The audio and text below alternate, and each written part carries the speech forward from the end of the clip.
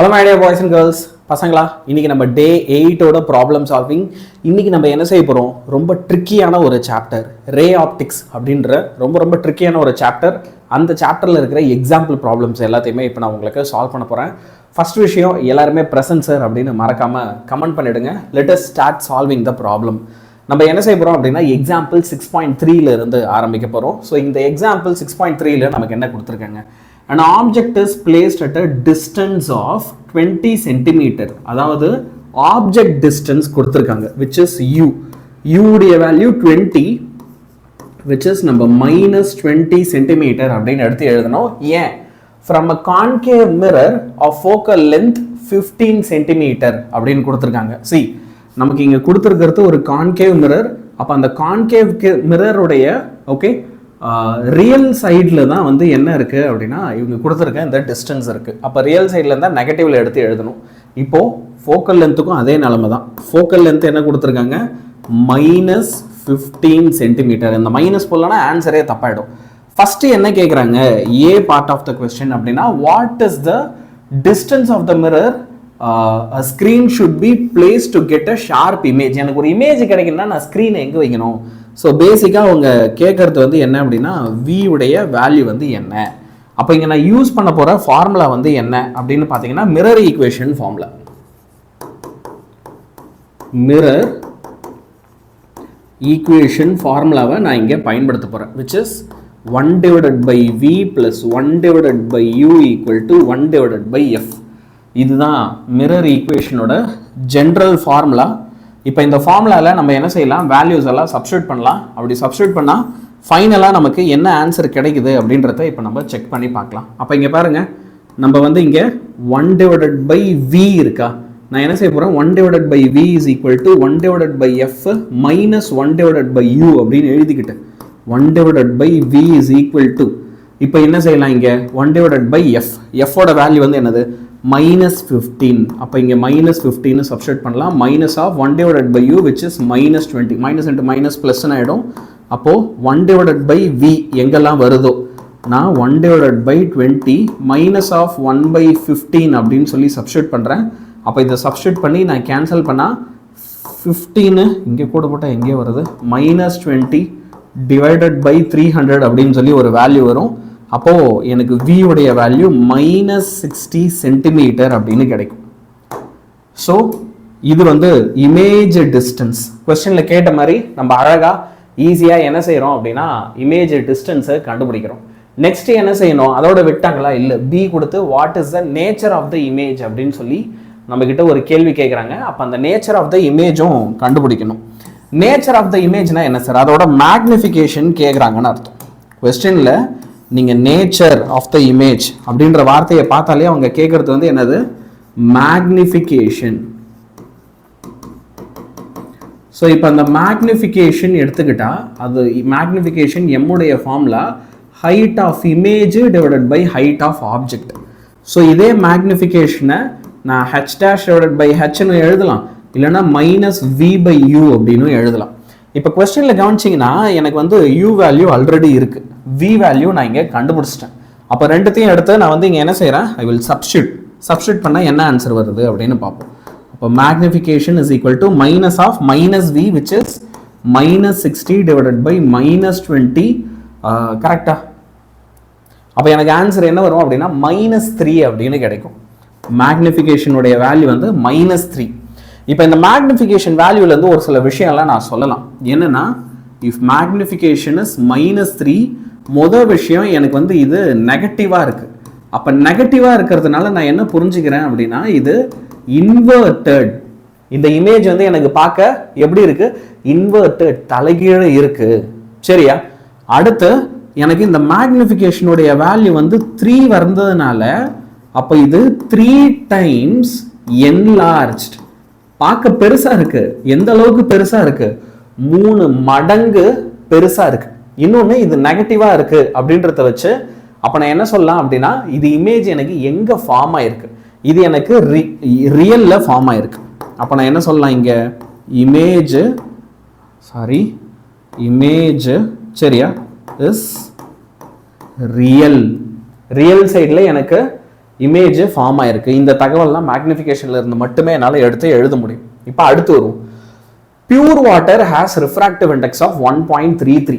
What is the speed of light through it? நமக்கு இந்த கொஸ்டின்ல ரிஃப்ராக்டிவ் இண்டெக்ஸ் உடைய வேல்யூ 1.33ன்னு கொடுத்துட்டு அவங்க என்ன செய்யறாங்க, வெலாசிட்டி ஆஃப் லைட் ஒரு மீடியம்ல என்னவா இருக்கும்னு கேட்குறாங்க.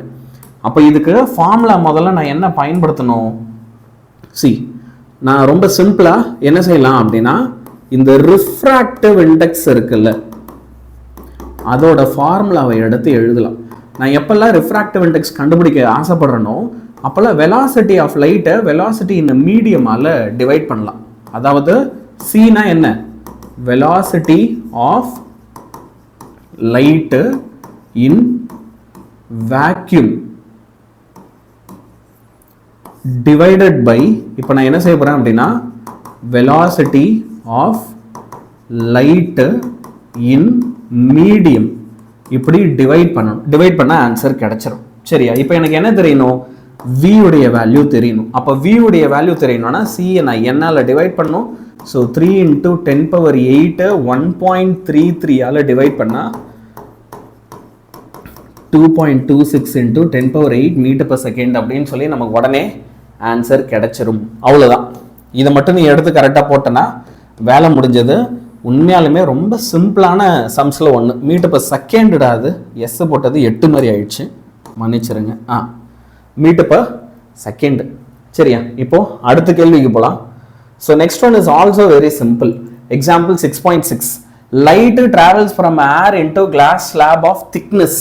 அந்த திக்னஸ் டி இல்லை டினே எடுத்துப்போம். அந்த டி உடைய வேல்யூவை இவங்க என்ன பண்ணியிருக்காங்க, இங்கே 50 சென்டிமீட்டர் அப்படின்னு கொடுத்துருக்காங்க. அண்ட் ரிஃப்ராக்டிவ் இண்டெக்ஸ் உடைய வேல்யூ 1.5ன்னு கொடுத்துருக்காங்க. ஏ வந்து நம்மள என்ன கண்டுபிடிக்க சொல்றாங்க, what is the speed of light in glass slab. அப்போ v உடைய வேல்யூ என்னன்னு கேட்குறாங்க. அப்போ நம்ம இப்போ தான் ஜஸ்ட் இதுக்கான ஃபார்முலா பார்த்தோம்ல, அதே தான் வந்து நம்ம மறுபடியும் இங்கே இம்ப்ளிமெண்ட் பண்ண போகிறோம். v is equal to c divided by n. அப்போ 3 × 10⁸ divided by 1.5 போடுவோம். 1.5 3 கேன்சல் ஆச்சுன்னா 2 வரும். அப்போ 2 × 10⁸ மீட்டர்/செகண்ட் தான் வந்து ஏ கொஸ்டினுக்கான ஆன்சர். அதாவது velocity of light in glass, கண்ணாடியில் வெலாசிட்டி ஆஃப் லைட் என்ன அப்படின்னா 2 × 10⁸ மீட்டர்/செகண்ட். இதை கண்டுபிடிச்சாச்சு அப்படின்னா அப்புறம் பியில் என்ன கேட்குறாங்க, what is the time taken by the light to travel through the glass slab. இந்த லைட் வந்து கிளாஸ் லேப் வழியாக பாஸ் ஆயிருக்குன்னா அதுக்கு எம்புட்டு நேரம் ஆயிருக்கும் அப்படின்னு கேட்குறாங்க. விச் இஸ் ஈஸி, டக்குன்னு கண்டுபிடிச்சிடலாம். இப்போ பாரு, பியில் அவங்க கேட்குறது டைம் டேக்கன். ஆமாம், டைம் கண்டுபிடிக்கணும்னா அதுக்கான ஃபார்முலா என்ன, டிஸ்டன்ஸை வெலாசிட்டியால் வந்து நம்ம என்ன செய்யணும், டிவைட் பண்ணணும். அப்போது இந்த டிஸ்டன்ஸ் தான் கொஸ்டினில் வந்து என்ன கொடுத்துட்டாங்க, 50 சென்டிமீட்டர். அப்போ 50 × 10⁻² மீட்டர் டிவைடட் பை வெலாசிட்டி என்ன, வெலாசிட்டிக்கு வந்து நான் 2 × 10⁸ அப்படின்னு போட போகிறேன். இது ரெண்டு கேன்சல் ஆச்சுன்னா 25. ஸோ 25 × 10⁻², சாரி 10⁻² -10 செகண்ட்ஸ் அப்படின்னு நமக்கு ஆன்சர் கிடைக்கும். இதை வந்து நான் t = என்ன செய்ய போகிறேன் அப்படின்னா 2.5 × 10⁻⁹ seconds. So that 2.5 nano seconds அப்படின்னு எடுத்து எழுதிக்க போகிறேன். புக்கில் வந்து அப்படியே 10⁻⁹ஓட விட்டுட்டாங்க. ஏன் அப்படின்னா அது நானோ செகண்ட்ஸ்னு அவங்க கன்வெர்ட் பண்ணியிருக்காங்க அந்த நானோக்காக. சரியா? இப்போ லாஸ்ட் பார்ட்டு டிக்கு வந்துடும். Now we are on to சியில் என்ன கேட்குறாங்க, what is the optical path of the glass slab. Optical path கேட்குறாங்க. ஆப்டிக்கல் பாத்துக்கான ஃபார்முலா வந்து என்னது, optical path d' = n × d. Okay, அப்போ n உடைய வேல்யூ உனக்கு என்ன தெரியுமா, ரிஃப்ராக்டிவ் இண்டெக்ஸ். ரிஃப்ராக்டிவ் இண்டெக்ஸ் தான் உனக்கு 1.5 அப்படின்னு கொடுத்தாங்க. அப்போ என்ன செய், 1.5 × 50 × 10⁻⁻² மீட்டர் சப்ஸ்டிட்யூட் பண்ணு, மல்டிப்ளை பண்ணு. அப்போ ஆன்சர் என்ன வரும், இப்போ 0.5 1/2ன்னு பேசிக்காக எடுத்து எழுதலாம். அப்போ 0.75 வரும் ஃபைனல் ஆன்சர். சரியா? டிஸ்டன்ஸ் வந்து என்னது, 0.75 மீட்டர். அப்படி இல்லைன்னா d' உடைய வேல்யூ 75 சென்டிமீட்டர் அப்படின்னு சொல்லி கிடைக்கும். ஓகே, ஸோ இப்போ லைட் எவ்வளோ தூரம் டிராவல் பண்ணியிருக்கோம், இது வந்து d' உடைய வேல்யூ. இங்கே நான் கண்டுபிடிச்சது என்னது, d' தான் 75 சென்டிமீட்டர்ன்றது. அப்போது லைட் வந்து இன்னும் ஒரு அடிஷ்னலாக ஒரு 25 சென்டிமீட்டர் வேக்யூமில் ட்ராவல் பண்ணியிருக்கோம். ஏன் இங்கே அவன் கேட்டது என்ன, what is the optical path of the light in glass லேபுக்கு 75 கண்டுபிடிச்சிட்டோம். இது இல்லாமல் எக்ஸ்ட்ராவாக அது என்ன பண்ணியிருக்கணும், ஒரு 25 வேக்யூமில் ட்ராவல் பண்ணியிருக்கணுன்றதையும் எடுத்து எழுதிரு. சரியா? இப்போ அடுத்த கொஸ்டினுக்கு வருவோம். Light travelling through a transparent oil enter the glass of refractive index. ஒரு கண்ணாடி, அந்த கண்ணாடியோடைய ரிஃப்ராக்டிவ் இண்டெக்ஸ் வந்து நமக்கு 1.5 அப்படின்னு கொடுத்துருக்காங்க. சரியா? So 1.5. If the refractive index of glass with respect to oil is okay, through transparent oil enters in the glass, okay da. Refractive index of glass வந்து 1.5. 1.5 எதுக்கு? கண்ணாடிக்கு. சரியா? இன்னொரு ரிஃப்ராக்டிவ் இண்டெக்ஸ் அதே மாதிரி கொடுத்துருக்கான்.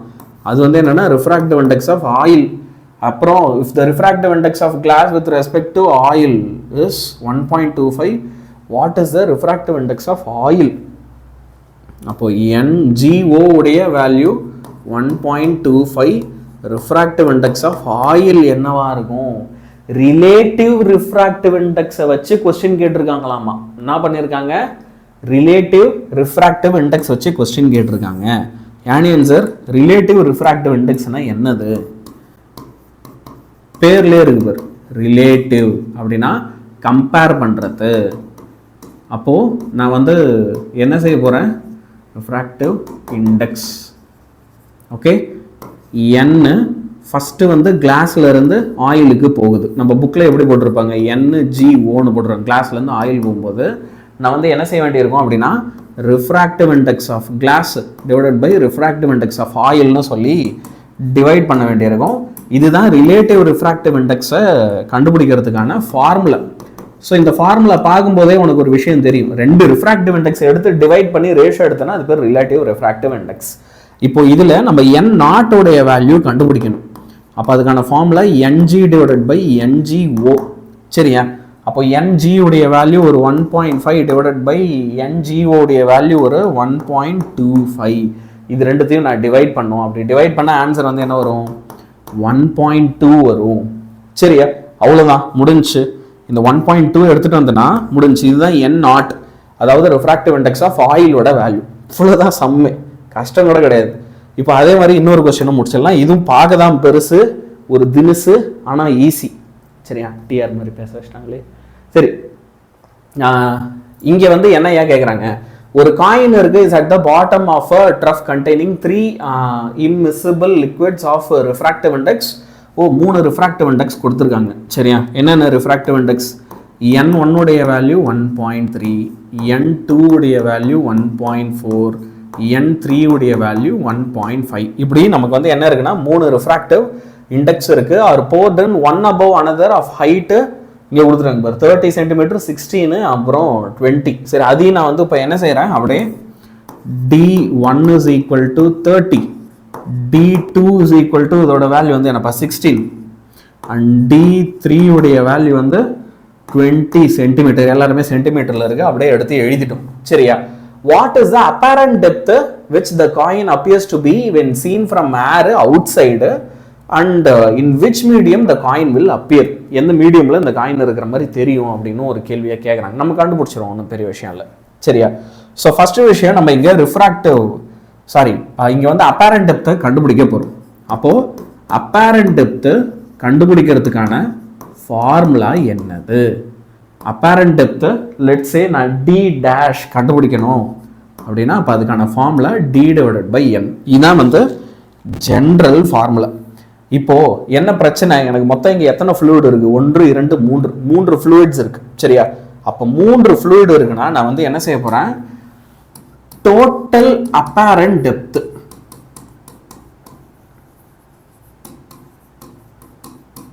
which is D அப்படின்னு எடுத்துக்கிறேன். அப்போ அந்த D உடைய வேல்யூ எனக்கு என்னன்னு தெரியணும்னா D1' divided by N1 plus D2' divided by N2. இப்படி எல்லா வேல்யூவும் எடுத்து நான் வந்து என்ன செய்ய போகிறேன் அப்படின்னா ஆட் பண்ண போகிறேன். உனக்கு புரிகிற மாதிரி சிம்பிளாக சொல்லணும் அப்படின்னா இப்போ D equal to D1' plus D2' plus D3'. இதுதான் ஃபார்முலா.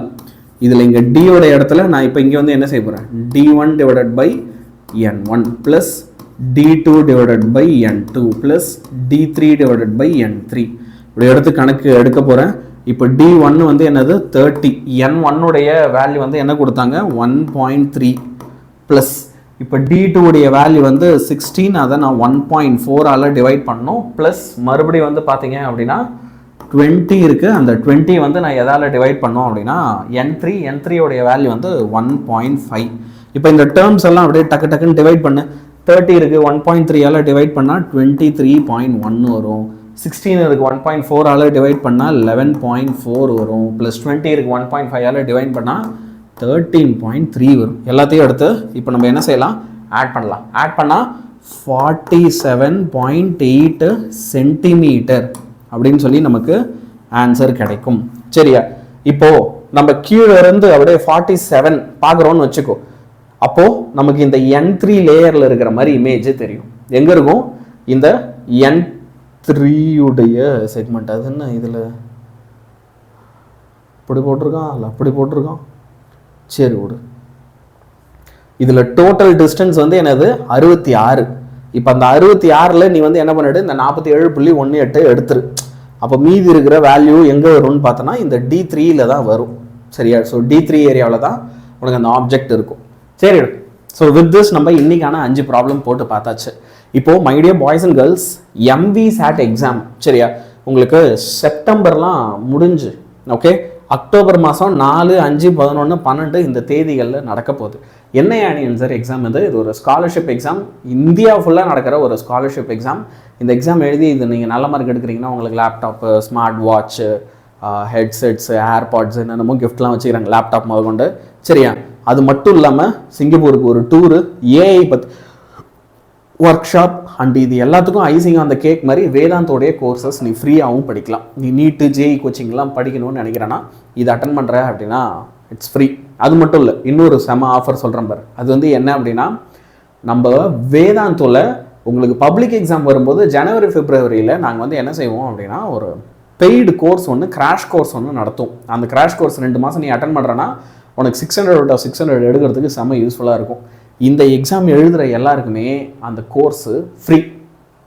ஆமாம், 2 மாதம் class during your public exams times, ஜனவரி, பிப்ரவரி, மார்ச்சில் வரப்போகிற இந்த கிளாஸஸ் உங்களுக்கு இந்த எக்ஸாம் எழுதுகிற எல்லாருக்குமே கம்ப்ளீட்லி ஃப்ரீ. ஸோ யார் யாருக்கெல்லாம் இதில் இன்ட்ரெஸ்ட் இருக்கோ எல்லாருமே ரெஜிஸ்டர் பண்ணிக்கோ. I will meet you in other live sessions. Bye bye.